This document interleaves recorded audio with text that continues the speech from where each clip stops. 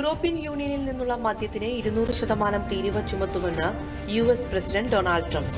അമേരിക്കയിൽ നിന്നുള്ള മദ്യത്തിന് 50% അധിക തീരുവ ചുമത്തുമെന്ന് യൂറോപ്യൻ യൂണിയൻ അറിയിച്ചതിന് പിന്നാലെയാണ് ട്രംപിന്റെ പ്രഖ്യാപനം.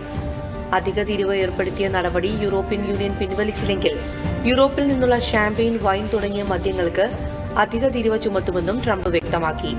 ഇത് യുഎസിലെ വൈൻ, ഷാമ്പെയിൻ വ്യവസായത്തിന് ഗുണകരമാകുമെന്നും ട്രംപ് പറഞ്ഞു.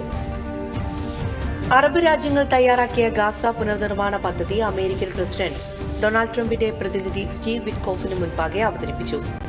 ദോഹയിൽ ഖത്തർ പ്രധാനമന്ത്രിയുടെ നേതൃത്വത്തിലുള്ള അറബ് രാജ്യങ്ങളുടെ പ്രതിനിധികളാണ് ഗാസ പുനർനിർമ്മാണ പദ്ധതി വിശദീകരിച്ചത്. ഈ മാസം 4-ന് ഈജിപ്ത് തലസ്ഥാനമായ കെയ്റോയിൽ നടന്ന ഉച്ചകോടിയിലാണ് പുനർനിർമ്മാണ പദ്ധതി തയ്യാറാക്കിയത്. പദ്ധതി സംബന്ധിച്ച് കൂടുതൽ ചർച്ചകൾ നടത്താൻ US പ്രതിനിധിയും അറബ് രാഷ്ട്ര വിദേശകാര്യമന്ത്രിമാരുടെ സംഘവും ധാരണയിലെത്തി.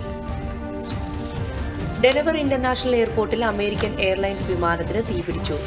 തീപിടുത്തം ശ്രദ്ധയിൽപ്പെട്ടയുടൻ തന്നെ യാത്രക്കാരെ ചിറകുകളിലൂടെ പുറത്തിറക്കിയെന്ന് അധികൃതർ അറിയിച്ചു. ഡെനവർ വിമാനത്താവളത്തിൽ ഇറങ്ങിയതിന് പിന്നാലെ വിമാനത്തിന് തീപിടിക്കുകയായിരുന്നു. 172 യാത്രക്കാരാണ് വിമാനത്തിൽ ഉണ്ടായിരുന്നത്.